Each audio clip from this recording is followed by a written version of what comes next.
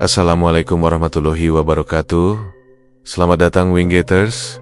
Apa kabar malam ini? Semoga kalian semua selalu dalam keadaan baik dan dilindungi dari segala hal. Kembali lagi bersama saya di Lawana Wingate. Malam ini, siapkan dirimu untuk sebuah kisah yang akan membawamu ke sisi lain dari realitas, di mana batas antara dunia nyata dan dunia gaib menjadi kabur.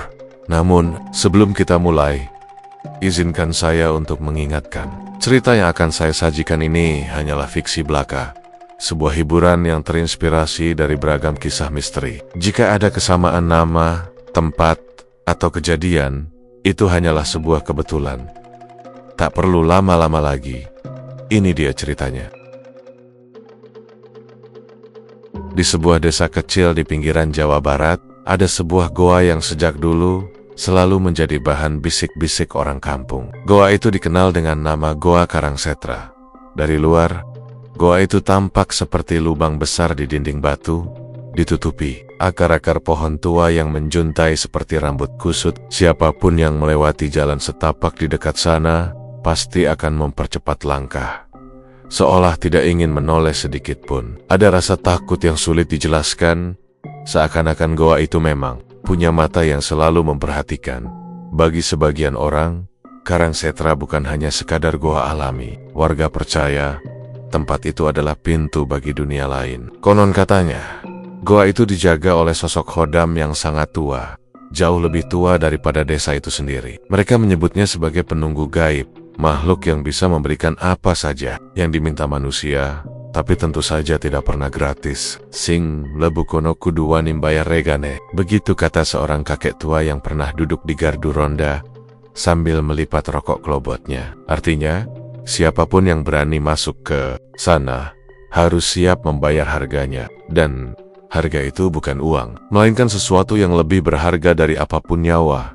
Cerita-cerita tentang orang yang nekat mendatangi Karangsetra sudah tersebar dari generasi ke generasi. Ada yang bilang, goa itu jadi tempat orang melakukan pesisir. Mereka yang ingin kaya mendadak, ingin dagangannya laris, atau ingin punya pengaruh besar, seringkali diam-diam datang ke sana tengah malam. Mereka membawa sesajen lengkap, ayam cemani, kembang 7 rupa, dupa, dan darah segar dari hewan kurban. Di dalam kegelapan goa, sesajen itu akan dipersembahkan, lalu permohonan akan diucapkan. Beberapa hari kemudian, orang itu biasanya benar-benar mendapat apa yang dia inginkan. Tapi, entah kebetulan atau tidak, setelahnya akan selalu ada kabar duka. Entah itu anaknya meninggal mendadak, istrinya jatuh sakit, tak bisa disembuhkan, atau keluarganya hilang tanpa jejak.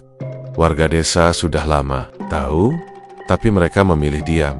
Mereka percaya membicarakan Karangsetra terlalu banyak hanya akan mengundang petaka. Bahkan anak-anak kecil pun sudah diajari sejak dini, jangan pernah bermain di dekat sana. Kalaupun terpaksa melewati jalannya, mereka harus menunduk dan tidak bersuara. Beberapa orang tua bahkan mengajarkan doa khusus agar penunggu goa tidak merasa terganggu. Namun, semakin dilarang, semakin banyak pula orang luar yang penasaran. Banyak mahasiswa, wartawan, atau bahkan pemburu konten horor yang datang hanya untuk membuktikan cerita itu. Ada yang berhasil pulang dengan selamat, meski membawa rasa takut yang tidak bisa hilang berhari-hari. Ada pula yang tidak pernah kembali. Keluarganya hanya menemukan sandal atau tasnya tergeletak di depan mulut goa, tanpa jejak tubuhnya sedikit pun. Seolah goa itu benar-benar menelan siapa saja yang tidak pantas masuk. Suasana di sekitar goa memang tidak pernah enak. Udara di sana terasa dingin menusuk. Meskipun siang hari matahari sedang terik, pepohonan di sekitar tumbuh sangat lebat, seakan menghalangi cahaya masuk.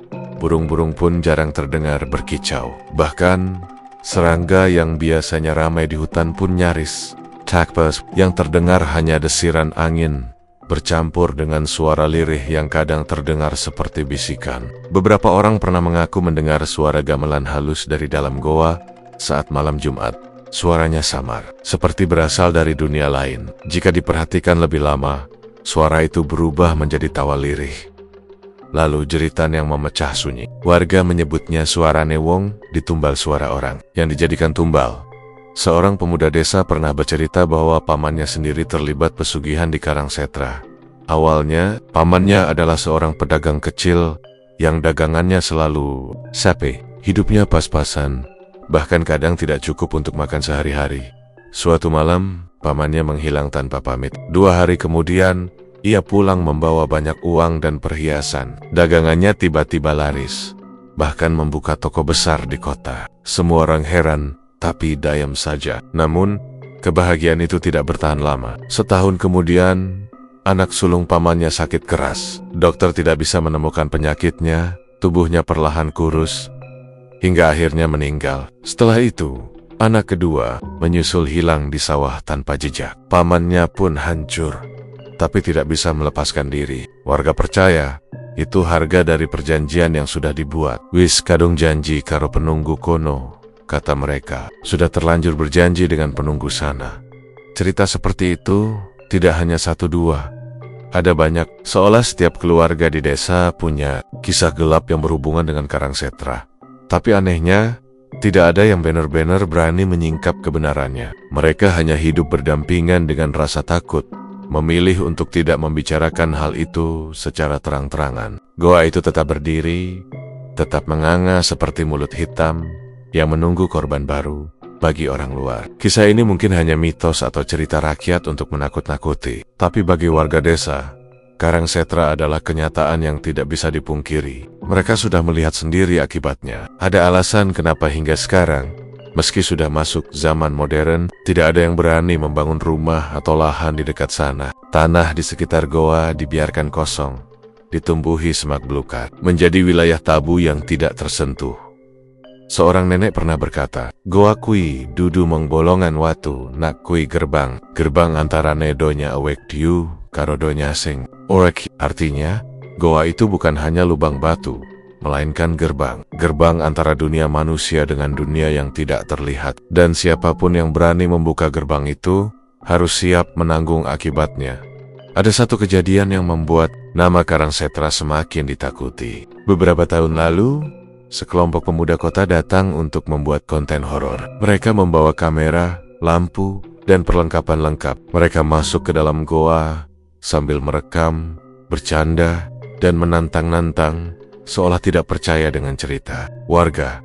Tapi malam itu, hanya 2 orang yang kembali dengan wajah pucat pasi. 3 temannya hilang, tidak pernah ditemukan. Polisi dikerahkan, tim SAR pun ikut turun, tapi hasilnya nihil. Video rekaman yang sempat mereka ambil hanya menampilkan beberapa menit pertama. Setelah itu layar penuh gangguan, dan yang terdengar hanya suara orang menjerit disertai tawa aneh. Sejak itu, warga semakin yakin bahwa Karangsetra memang bukan tempat biasa. Meski demikian, selalu ada saja orang yang nekat. Mereka percaya, khodam penunggu goa bisa memberikan kekayaan dan keberuntungan yang tidak bisa didapat dari kerja keras. Biasa, mereka rela menukar kebahagiaan keluarganya demi harta. Dan Karangsetra, dengan sabar, terus menunggu orang-orang seperti itu datang. Goa itu seperti predator, tidak pernah kenyang, selalu haus akan tumbal.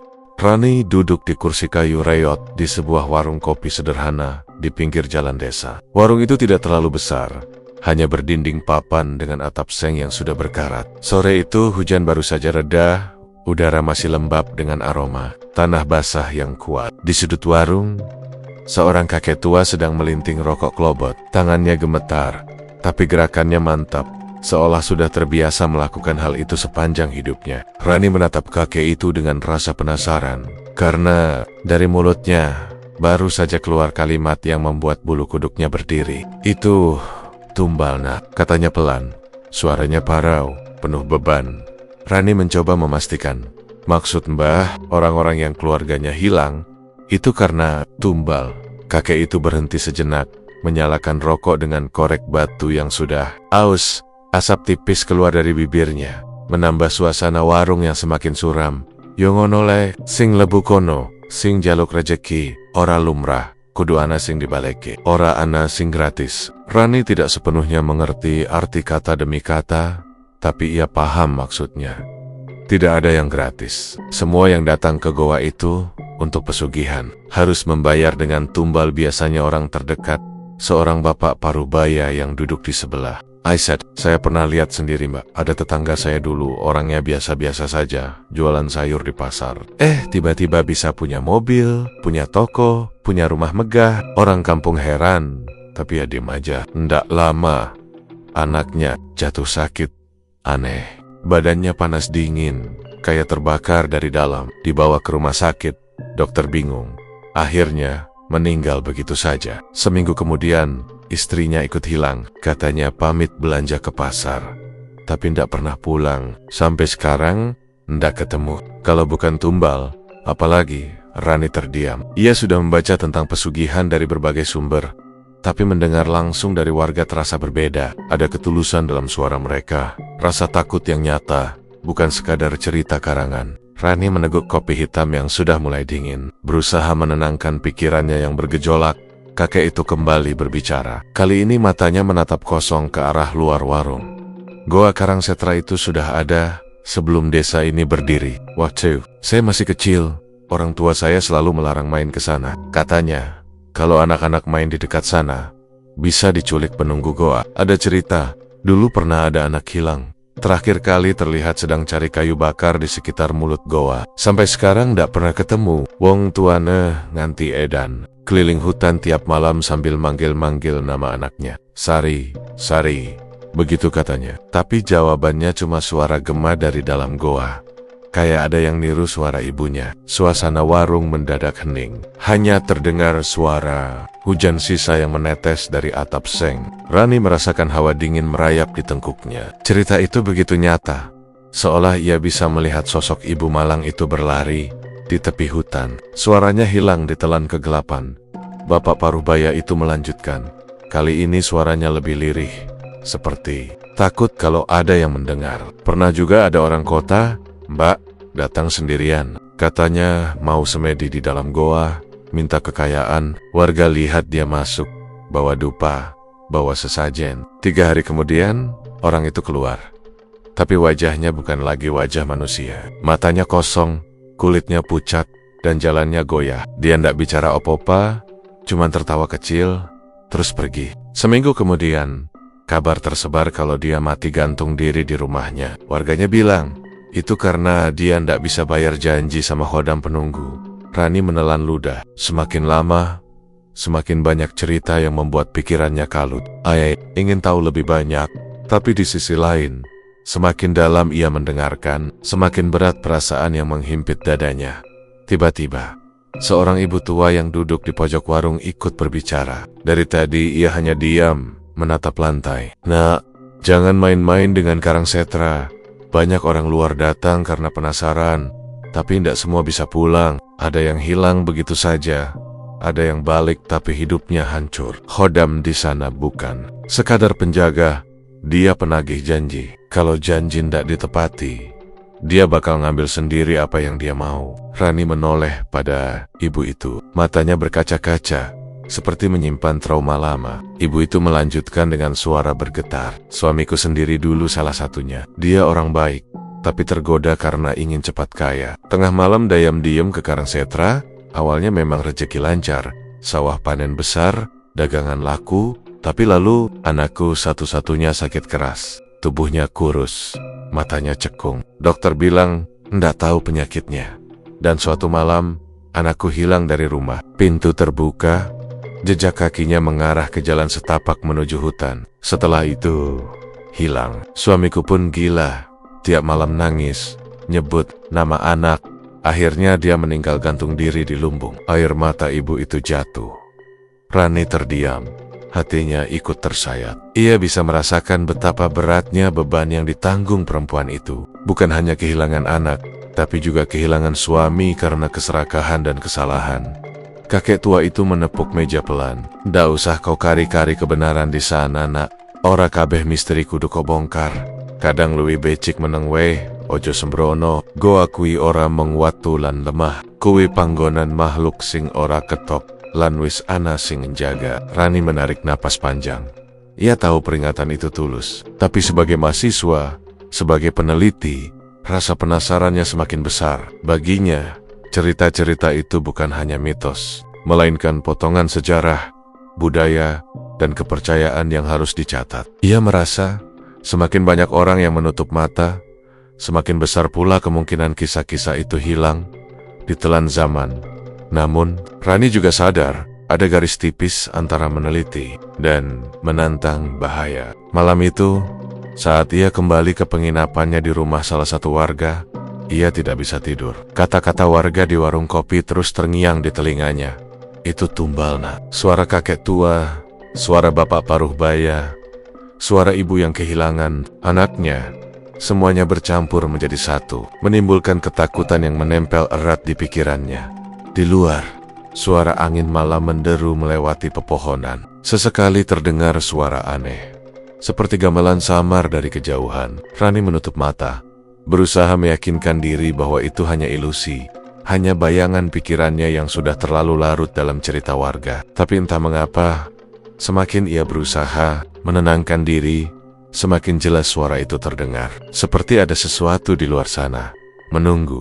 Malam itu, langit gelap tanpa bintang. Awan tebal menutupi bulan, membuat suasana desa terasa lebih sunyi daripada biasanya. Angin malam berhembus pelan, membawa aroma lembab dari pepohonan hutan. Rani menenteng senter kecil, sementara Bima di sampingnya membawa kamera. Mereka berdua berjalan di jalan setapak yang mengarah ke Goa Karangsetra.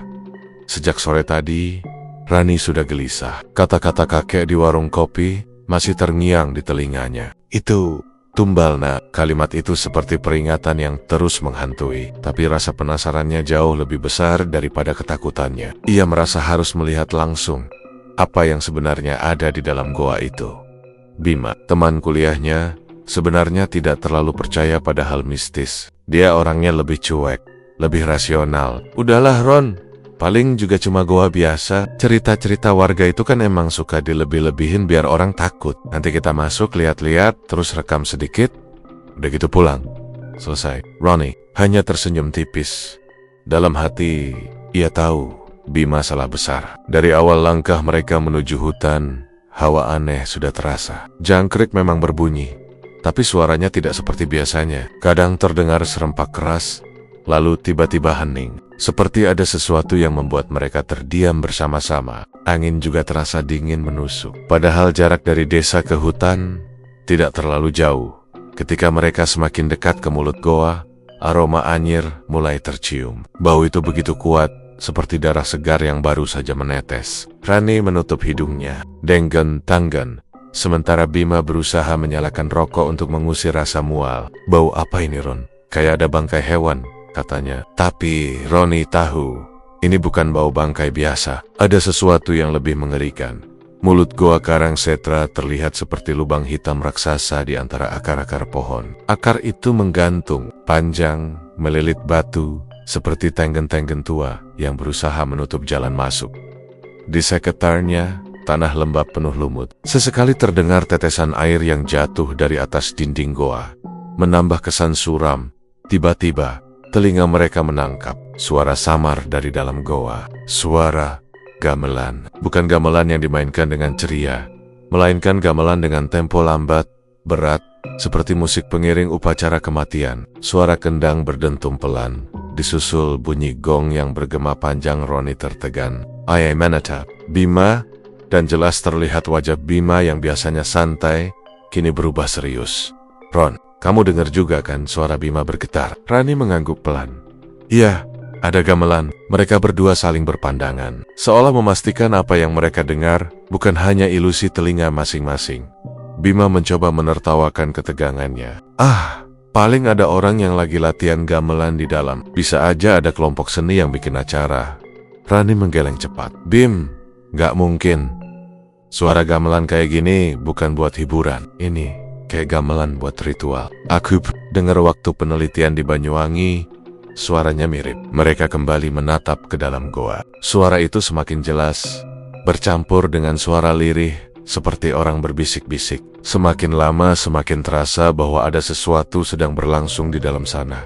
Rani menyalakan senter, lalu langkahnya pelan maju ke arah mulut goa. Bima menahan lengannya. "Ron, yakin kamu mau masuk? Rasanya nggak enak, sumpah." Rani menarik napas panjang. "Kita cuma lihat sebentar, Bim. Kalau ada yang aneh, langsung balik. Aku harus tahu.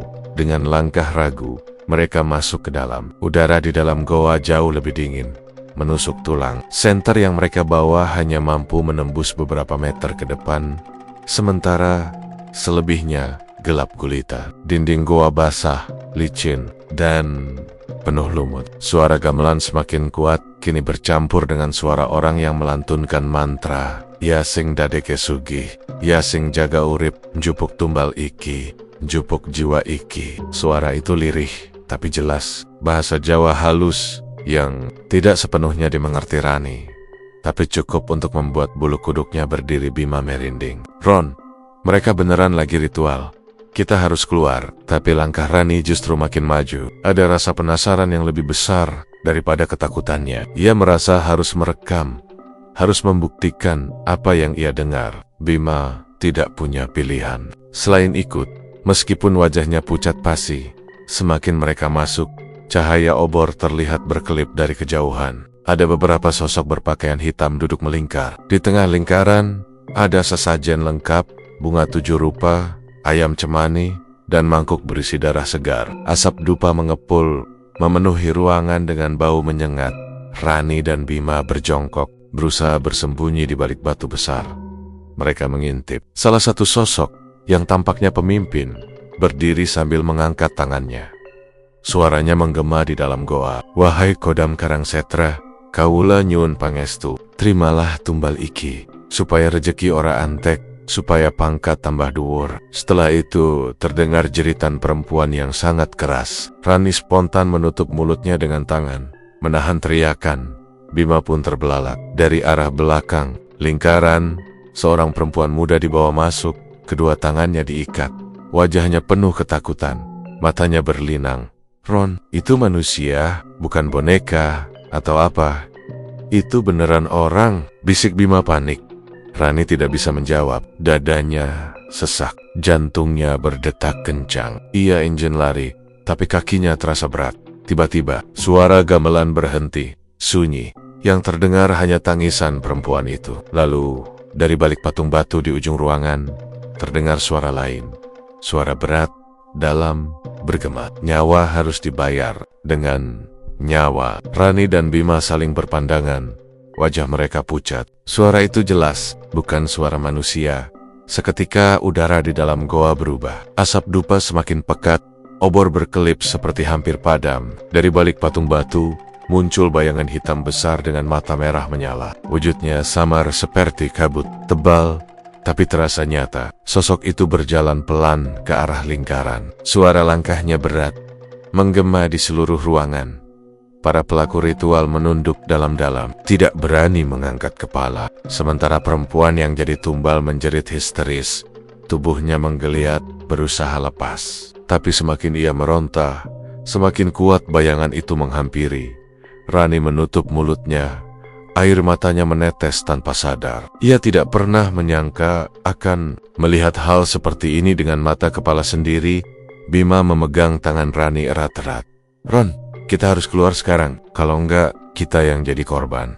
Langkah Rani semakin pelan.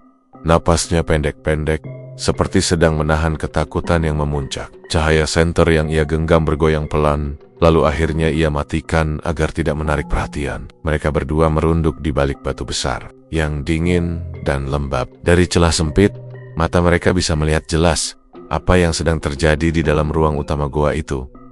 Beberapa sosok berpakaian serba hitam duduk melingkar. Wajah mereka tertutup kerudung. Api obor yang tertancap di sela-sela batu membuat cahaya menari-nari di dinding, menciptakan bayangan aneh yang bergerak seperti hidup. Bau dupa bercampur dengan bau amis darah memenuhi udara, membuat dada sesak. Di tengah lingkaran itu berdiri sebuah patung batu tinggi, setinggi 2 orang dewasa. Wujudnya menyerupai raksasa, wajahnya menyeramkan dengan mata melotot. Mulut terbuka lebar, seakan siap menelan apapun yang ada di hadapannya.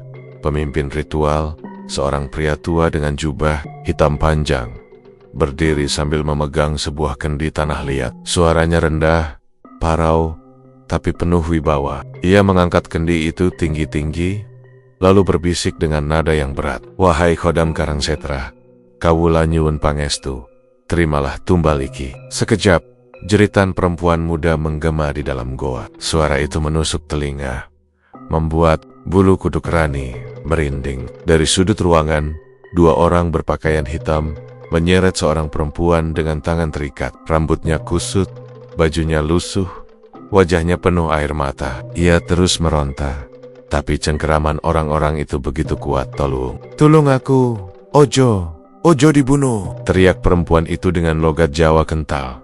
Suaranya penuh ketakutan. Jeritannya memantul di dinding goa. Terdengar berkali-kali seperti ada banyak orang yang ikut menjerit. Rani spontan menutup mulutnya dengan tangan, matanya membesar. Sementara Bima, yang dari awal tidak percaya, kini wajahnya pucat pasi. Kamera di tangannya bergetar, hampir terjatuh. "Ron, itu beneran manusia. Mereka beneran mau ngelakuin tumbal," bisiknya dengan suara nyaris tak terdengar. Pemimpin ritual meletakkan kendi itu di depan patung batu. Lalu ia mengeluarkan sebilah keris kecil dari balik jubahnya. Ujung keris itu berkilau oleh pantulan api obor. Dengan tangan gemetar, perempuan itu dipaksa berlutut di depan patung. Suaranya terus menangis, tubuhnya menggigil.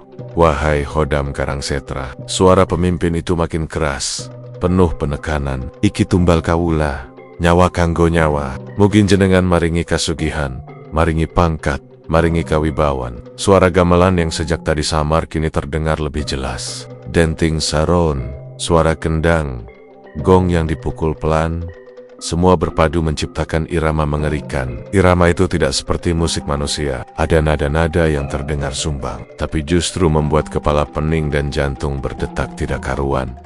Rani bisa merasakan udara di dalam goa semakin berat, seolah oksigen direnggut perlahan. Dadanya sesak, keringat dingin menetes di pelipis. Ia ingin lari, tapi kakinya terpaku, matanya tidak bisa lepas dari apa yang sedang terjadi saat pemimpin ritual mengangkat keris. Tiba-tiba api obor berkelip-kelip lebih kencang, seolah tertiup angin kencang dari dalam goa. Padahal tidak ada angin. Suara perempuan itu semakin keras. Teriakannya bercampur dengan doa yang dipanjatkan oleh orang-orang berkerudung. "Nyawa harus dibayar dengan nyawa." Suara berat itu tiba-tiba bergema dari arah patung. Bukan suara manusia, melainkan suara gaib yang dalam dan menghentak. Semua orang yang ada di lingkaran langsung menunduk rendah. Tubuh mereka gemetar. Pemimpin ritual tetap berdiri, meski wajahnya pucat. Bima memegang tangan Rani erat-erat. "Ron, kita harus pergi sekarang. Kalau ketahuan, kita mati." Tapi Rani justru menahan Bima. Air matanya menetes tanpa sadar. "Bim, kita harus nolong perempuan itu. Dia manusia." Suaranya bergetar. Bima menggeleng keras. "Kamu gila? Kita nggak bisa opo-opo lawan mereka. Kita cuma berdua, mereka banyak. Belum lagi, itu suara barusan, Ron. Itu bukan manusia." Sementara itu, pemimpin ritual menggoreskan keris ke lengannya. Sendiri, meneteskan darahnya ke mangkuk berisi darah di tengah sesajen. Darah itu bercampur, mengeluarkan bau anyir yang lebih menusuk. Setelah itu, ia mengangkat keris ke arah perempuan malang itu. Perempuan itu menjerit lebih kencang. Tubuhnya meronta. Suaranya serak karena berteriak tanpa henti. Obor-obor di sekitar goa tiba-tiba padam satu persatu. Yang tersisa hanya cahaya samar dari dupa yang mengepul. Dari dalam kegelapan muncul sosok besar yang perlahan menampakkan diri. Bayangan hitam setinggi 3 meter, tubuhnya seperti ditutupi sisik basah. Matanya merah menyala seperti bara. Nafasnya terdengar berat. Setiap hembusannya membuat udara bergetar. "Mbok, kuik, penem." Bisik Rani lirih hampir tak terdengar. Bima menelan ludah. Tangannya gemetar. Sosok itu mendekati perempuan yang sedang berlutut. Perempuan itu berteriak, tapi teriakannya seketika hilang, seperti tersedot ke dalam kegelapan. Matanya terbelalak. Tubuhnya terangkat sendiri ke udara, seolah ada tangan tak kasat mata yang mencekik lehernya.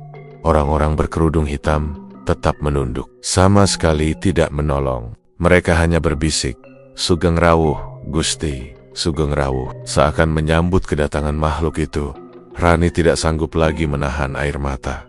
Ia memalingkan wajah, tubuhnya gemetar hebat. Bima menutup mulutnya dengan tangan, menahan teriakan. Mereka berdua sadar, apa yang sedang mereka saksikan bukan sekadar ritual. Ini tumbal benar-benar diserahkan, nyawa benar-benar diambil. Suara gamelan semakin cepat, semakin keras. Gong berdentum panjang, membuat telinga berdenging. Asap dupa semakin tebal, membuat pandangan kabur. Dalam kepulan asap itu, wajah patung batu. Di tengah lingkaran seolah hidup, matanya menyala merah, mulutnya bergerak, nyawa iki tak tampak. Saiki giliranmu nenek ora, bayar janji. Suara itu menggema, lebih keras, lebih menyeramkan.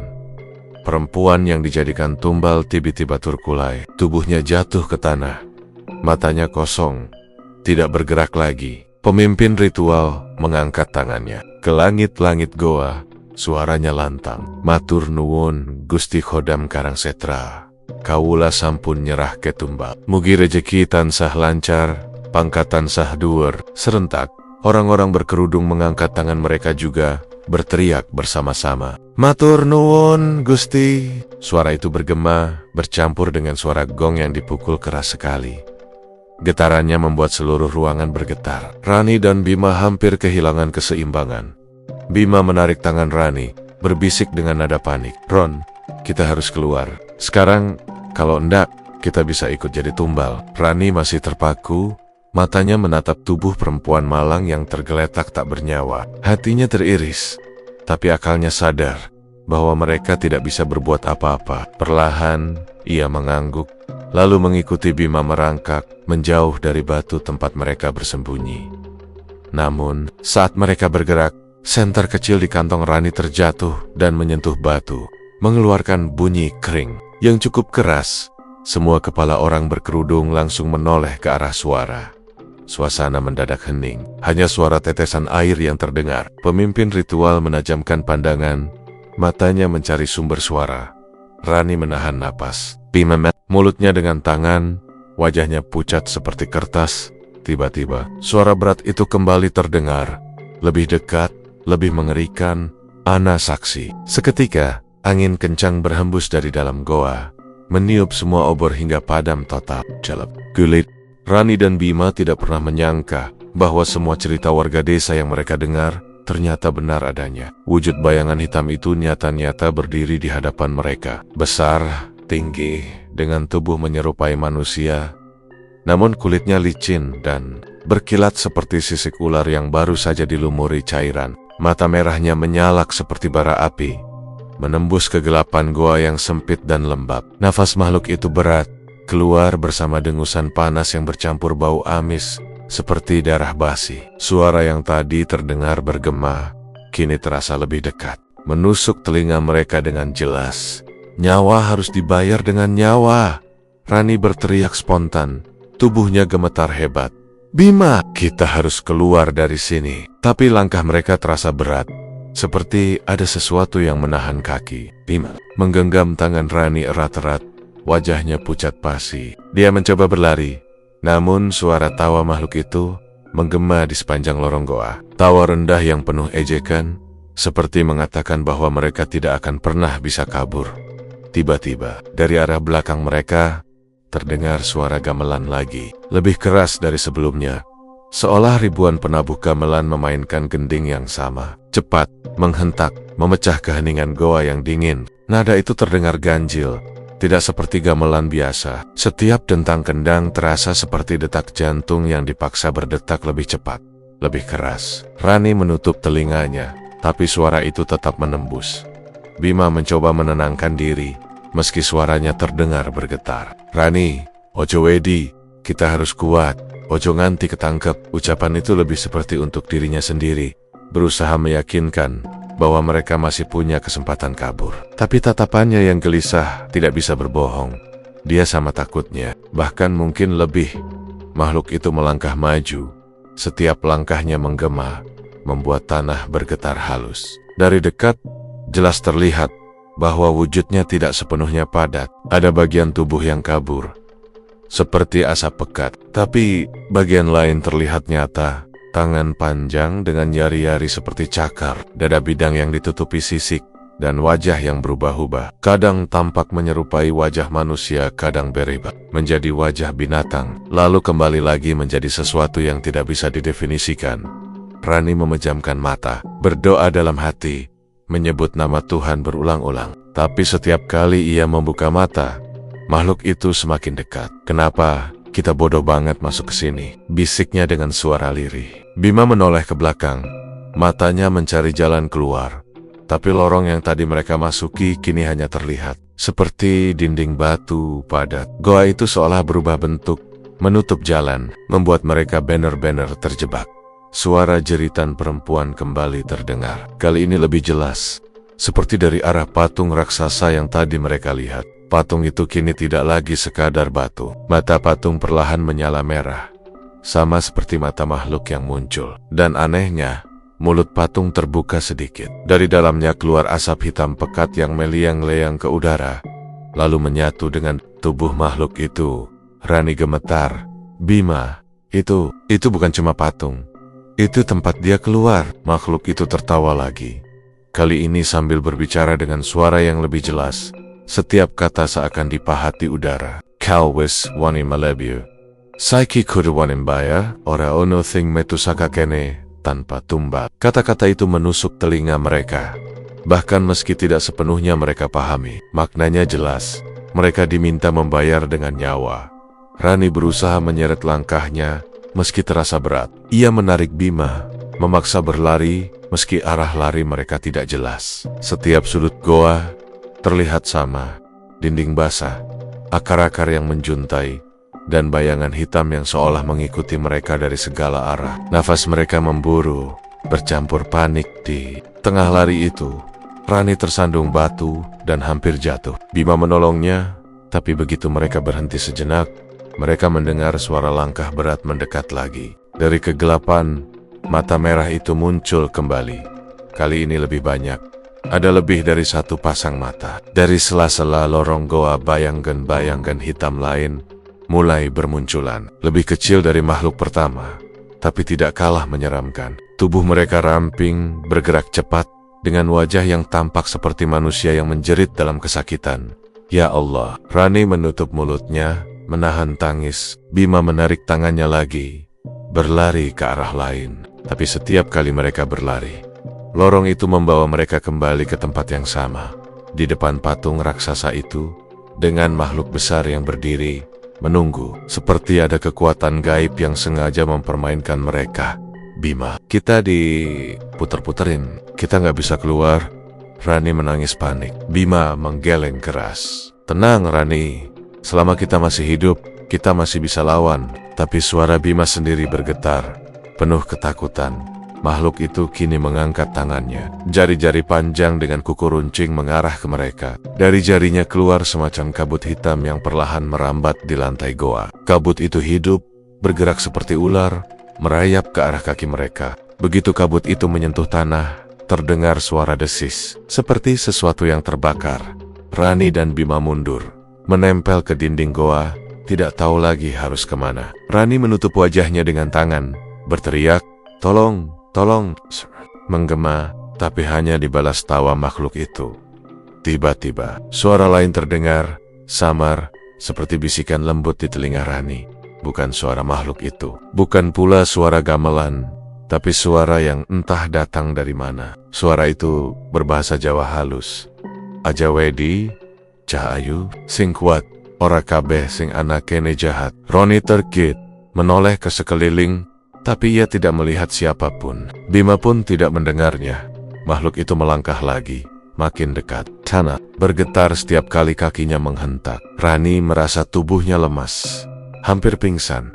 Tapi Bima memeluk bahunya, mencoba menahan agar dia tetap sadar. Kita harus lawan, kita harus keluar dari sini. Tiba-tiba, api obor yang menempel di dinding goa berkobar lebih besar.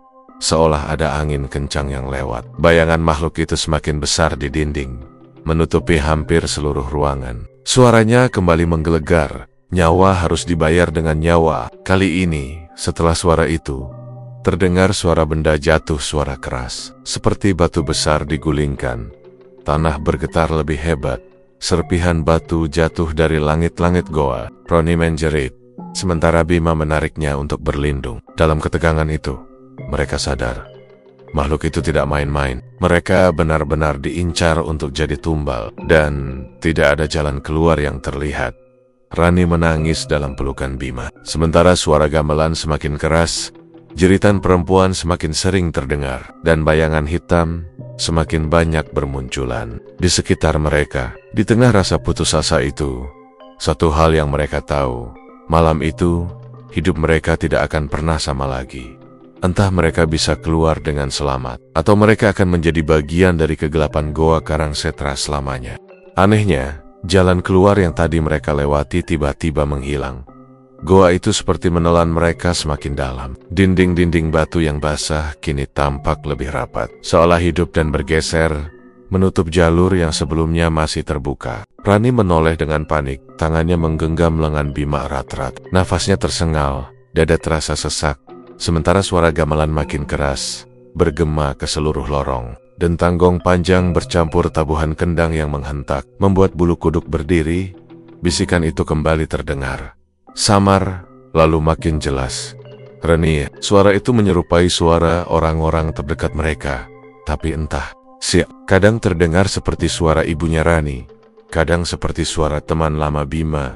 Mereka berdua saling menatap, wajah sama-sama pucat. Tadi kamu dengar? Roni berbesek. Suaranya nyaris hilang. Bima mengangguk, matanya menyapu sekeliling. Ya, tapi itu bukan orang. Aku ya. Belum sempat ia melanjutkan, lampu senter yang mereka pegang berdua tiba-tiba padam serentak. Klik, gelap, total. Tidak ada sedikit pun cahaya yang tersisa. Hanya kegelapan pekat yang benar-benar menelan pandangan mereka.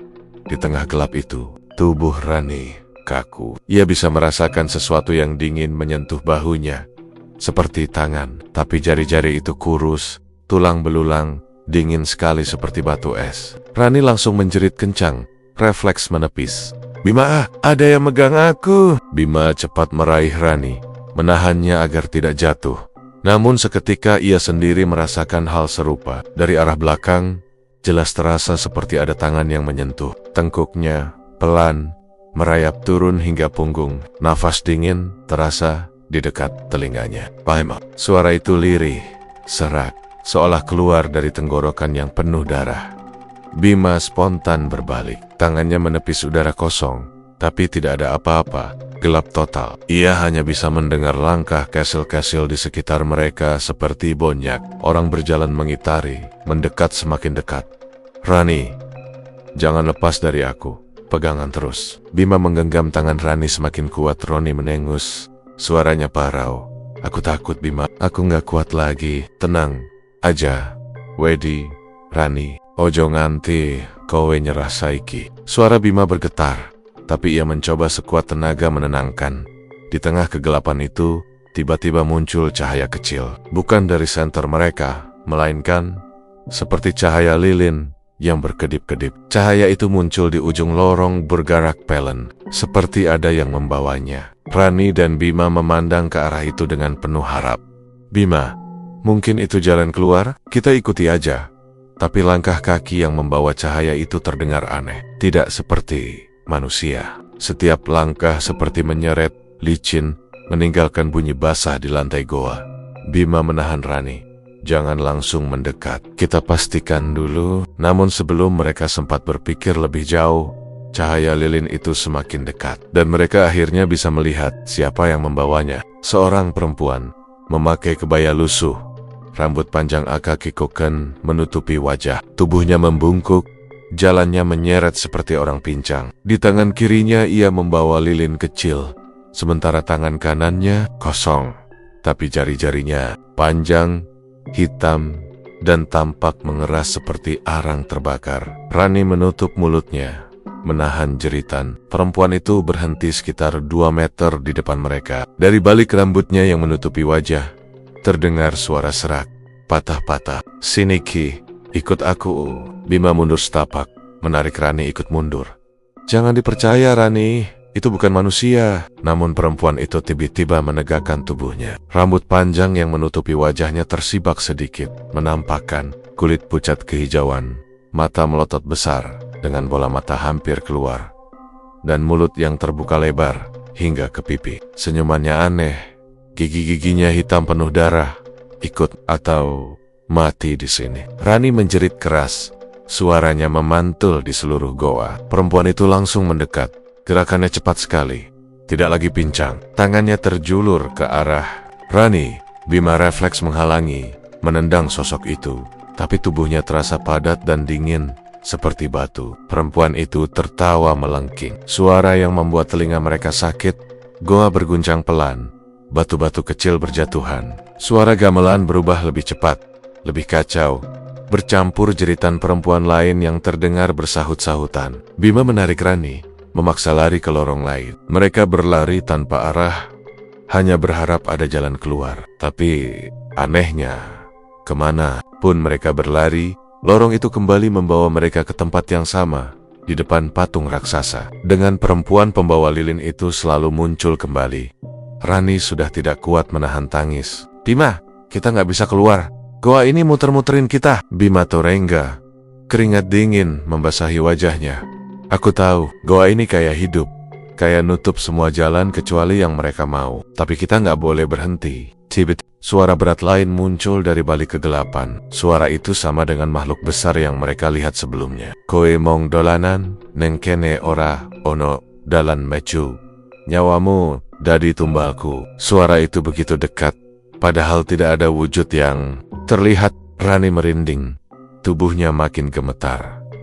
Bima, aku nggak siap mati di sini. Bima menggenggam wajah Rani, menatap matanya di tengah gelap. Dengar aku, kita bakal keluar. Aku janji. Sing penting kowe ojo nyerah. Namun saat itu juga, tangan-tangan dingin kembali muncul dari dinding goa. Dari celah-celah batu, tangan kurus, panjang, penuh luka, meraih mereka berdua. Ada puluhan, ratusan tangan, semuanya mencoba menarik. Rani berteriak histeris, berusaha melepaskan diri. Tapi semakin ia melawan, semakin kuat cengkeraman tangan-tangan itu. Astagfirullah, lepasin kami. Bima menghantam tenggan-tenggan itu dengan batu. Tapi setiap kali ia pukul, tangan itu justru bertambah banyak. Suara bisikan makin jelas, memanggil nama mereka terus-menerus. Reni, Bima, dadi kene bareng aku. Goa terasa semakin panas. Udara pengap bercampur bau anyir darah. Mata Rani berkunang-kunang. Tubuhnya mulai lemas. Dirinya benar-benar akan ditarik masuk ke dalam dinding goa, menjadi bagian dari kegelapan itu. Di tengah keputusasaan, suara halus yang pernah didengar Rani di bab sebelumnya kembali terdengar. Aja wedi isi ono dalan, sing percaya karo caya ning Gusti bakal selamat. Suara itu seperti datang dari dalam hatinya. Rani membuka mata, menatap ke arah obor yang masih menyala di dinding. Cahaya obor itu bergetar, tapi tampak lebih terang dari sebelumnya. Bima, cahaya. Kita harus ke arah cahaya itu. Rani berteriak. Bima menoleh. Matanya juga menangkap kilauan api obor yang entah sejak kapan muncul kembali. Tanpa berpikir panjang, ia menarik Rani sekuat tenaga, melawan cengkeraman tenggen-tenggen dingin itu. Tubuh mereka terasa berat, seperti ditarik dari dua arah sekaligus. Tapi dengan teriakan putus asa, mereka akhirnya berhasil melepaskan diri dan berlari ke arah cahaya. Perempuan pembawa lilin menjerit marah. Suaranya melengking panjang. Kalian tidak bisa lari. Semeyang, masuk sini harus jadi milik kami. Tubuhnya mendadak memanjang. Wajahnya berubah-ubah. Tangannya terentang hendak meraih mereka. Namun begitu Rani dan Bima mendekati obor, cahaya api itu tiba-tiba berkobar hebat, menyilaukan. Sosok perempuan itu menjerit lagi. Tubuhnya mengepul, menjadi asap hitam dan lenyap. Suara gamelan berhenti seketika, berganti dengan hening mencekam. Mereka berdua terengah-engah, berdiri di bawah cahaya obor yang terang. Tapi sebelum sempat lega, mereka sadar sesuatu. Mereka masih berada di dalam goa. Tidak ada pintu keluar, hanya dinding batu di sekeliling Dondarija. Suara tawa makhluk besar itu kembali terdengar. Kali ini lebih keras, lebih puas. Hahaha, cah cilik, kowe mong menang sak detik nanging dalan metu, isih aku sing nyekel. Rani dan Bima saling berpandangan. Wajah mereka soma-soma penuh ketakutan. Tapi di balik itu ada tekad. Mereka tahu, malam itu belum selesai. Goa Karangsetra belum membiarkan mereka pergi. Dan di dalam hati kecil mereka terbersit satu hal. Mungkin satu-satunya cara keluar bukanlah melawan, tapi mengungkap rahasia gelap apa yang sebenarnya tersembunyi di dalam goa ini. Keesokan paginya, suasana desa Karangsetra mendadak gaduh. Beberapa warga yang lewat dekat mulut goa mendapati sesuatu yang membuat bulu kuduk merinding. Di depan mulut goa tergeletak 2 tas ransel yang sudah mereka kenali. Tas itu milik Rani dan Bima, 2 orang muda yang semalam terlihat berjalan menuju arah goa. Salah satu tas bahkan masih terbuka. Buku catatan Rani dengan tulisan tangannya berserakan terkena embun pagi. Di sampingnya ada senter yang sudah pecah dan jejak tanah basah berlumur merah seperti darah. Warga berkumpul. Sebagian berbisik dengan wajah cemas. "Iki tas, cah enom kui, sing lebu goa bengi wingi," ucap seorang ibu setengah berteriak. Beberapa bapak hanya bisa menggeleng pelan, seolah sudah tahu bahwa 2 anak muda itu tak akan pernah kembali. Pak Karto, seorang kakek tua yang sejak dulu dikenal suka duduk di warung kopi sambil bercerita tentang misteri Karangsetra, maju perlahan. Dia mengambil buku catatan Rani yang jatuh, lalu membukanya. Halaman terakhir membuat wajahnya berubah pucat pasi. Di sana, tulisan tangan Rani terlihat kacau, terburu-buru, seolah ditulis dalam kondisi panik. Kata-kata terakhirnya hanya berupa goresan yang sulit terbaca, tapi di antara tulisan itu ada kalimat jelas, "Khodam, iku nyata. Nyawa kudu dibayar nyawa." Semua yang membaca tulisan itu terdiam. Suasana menjadi hening. Hanya terdengar desir angin pagi yang lewat di pepohonan. Lalu salah satu pemuda desa memberanikan diri untuk menyalakan senter yang pecah tadi. Ajaib, meski rusak, cahaya redup sempat menyala sebentar, memantul ke arah goa, memperlihatkan dinding batu yang penuh goresan menyerupai cakar. Goresan itu seolah menuliskan nama Rani, Bima. Warga sontak merinding serentak. Beberapa mundur ke belakang, menutup mulut, dan ada yang langsung membaca doa lirih. "Allahu Akbar, Astagfirullah. Iki pancen wis kebangetan," gumam seorang bapak dengan suara gemetar. Kabar tentang hilangnya Rani dan Bima cepat menyebar ke seluruh desa. Orang-orang datang berkerumun, membawa obor dan peralatan seadanya. Mereka berniat memanggil para lelaki dewasa untuk masuk ke dalam goa, mencari keberadaan 2 anak muda itu. Tapi setiap kali mereka melangkah mendekat, hawa dingin yang menusuk tulang langsung menyergap, seolah ada dinding tak kasat mata yang menolak kedatangan mereka. Beberapa orang mencoba memberanikan diri, tapi begitu kaki mereka mendekat ke bibir goa, telinga mereka mendengar samar-samar suara jeritan perempuan. Tolong aku." Suara itu lirih, mirip suara Rani. Lalu, suara lain menyusul, lebih berat dan bergema, seperti suara laki-laki. Aku kene. Namun anehnya, suara itu datang dari arah dalam goa, tapi sekaligus terdengar di belakang mereka. Warga saling pandang dengan wajah pucat. "Ora invisum lebu iki wis panggonein, sing lebu bakal dadi korban," ucap Pak Karto pelan, suaranya bergetar. Malam berikutnya, suasana menjadi lebih mencekam. Warga yang rumahnya dekat dengan goa mendengar suara gamelan dari dalam perut bumi. Suara itu pelan, seperti kendang dan saron, diiringi alunan sinden yang sayup-sayup terdengar. Suara sinden itu begitu pilu, seperti sedang menangisi sesuatu. Anak-anak kecil menangis ketakutan. Orang dewasa hanya bisa berdiam di rumah, menutup pintu rapat-rapat, sambil komat kamit membaca doa. Keesokan harinya, kabar menyeramkan kembali muncul. Seorang penggembala kambing menemukan bangkai kambingnya di dekat sungai kecil yang mengalir dari arah goa. Anehnya, tubuh kambing itu kering, seolah disedot darahnya. Dan di sekeliling bangkai itu terdapat jejak kaki besar, seperti telapak manusia, tapi lebih panjang dan dalam. "Iki dudu jejak manungsa," kata penggembala itu ketakutan. Sejak saat itu, goa Karangsetra semakin dijauhi. Tidak ada lagi yang berani mendekat, bahkan sekadar untuk lewat di dekatnya. Jalan setapak menuju goa perlahan ditumbuhi rumput liar, seolah alam sendiri berusaha menutup jalannya. Tapi walau goa itu dibiarkan begitu saja, suara-suara aneh tetap terdengar. Kadang jeritan perempuan, kadang tawa laki-laki, dan kadang suara berat bergema, "Nyawa kudu dibayar nyawa." Pak Karto suatu malam bermimpi aneh. Dalam mimpinya, ia melihat Rani dan Bima duduk di dalam goa, Wajah mereka pucat pasi, mata kosong menatap lurus. Mereka berdua mengenakan pakaian putih yang lusuh, seperti kain kafan, tapi basah berlumur tanah. Di belakang mereka, bayangan besar dengan mata merah menyala menempel. Tangannya panjang mencengkeram bahu keduanya. Suara berat itu kembali terdengar. Di dalam mimpi, wong loro iki saiki dadi tumbalku, selawase. Pak Karto terbangun dengan keringat dingin, dadanya sesak. Sejak malam itu, ia tak pernah lagi berani duduk di warung kopi untuk bercerita tentang Goa Karangsetra. Ia memilih diam, hanya menunduk setiap kali ada yang menyinggung soal itu. Orang-orang desa semakin yakin bahwa Roh Rani dan Bima kini benar-benar telah terikat menjadi bagian dari pesugihan goa tersebut. Beberapa bulan berlalu, tapi kisah itu tak pernah mereda. Malah, banyak orang luar desa yang penasaran datang untuk melihat langsung Goa Karangsetra. Sebagian ingin membuktikan, sebagian lain hanya iseng. Tapi banyak dari mereka yang kembali dengan wajah pucat dan sakit. Berhari-hari setelah berkunjung, mereka mengaku mendengar bisikan di telinga. Ada yang bermimpi buruk terus-menerus. Bahkan ada yang tiba-tiba sakit keras tanpa sebab jelas.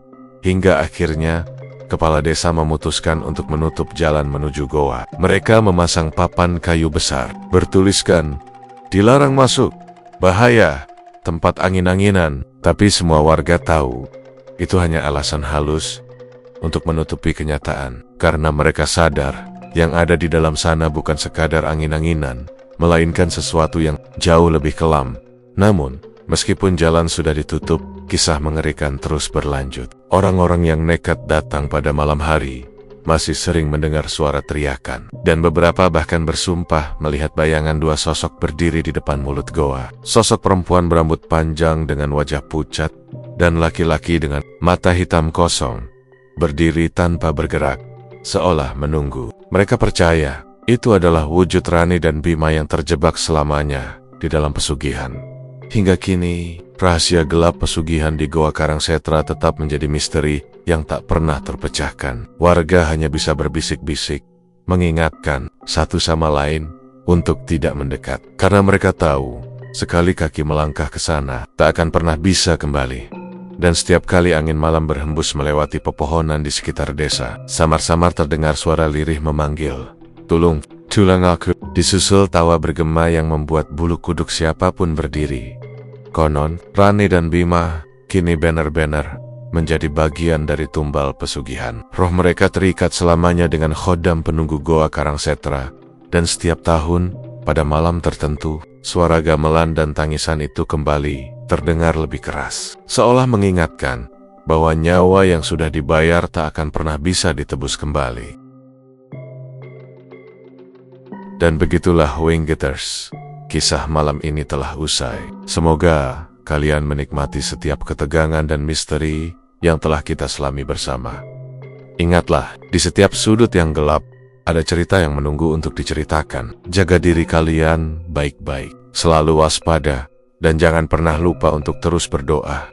Terima kasih sudah menemani saya malam ini. Jangan lupa untuk like, subscribe, dan nyalakan lonceng notifikasi agar tidak ketinggalan kisah-kisah menyeramkan lainnya dari Lawana Wingkit. Sampai jumpa di episode berikutnya. Tetaplah berani Winggetters. Wassalamualaikum warahmatullahi wabarakatuh.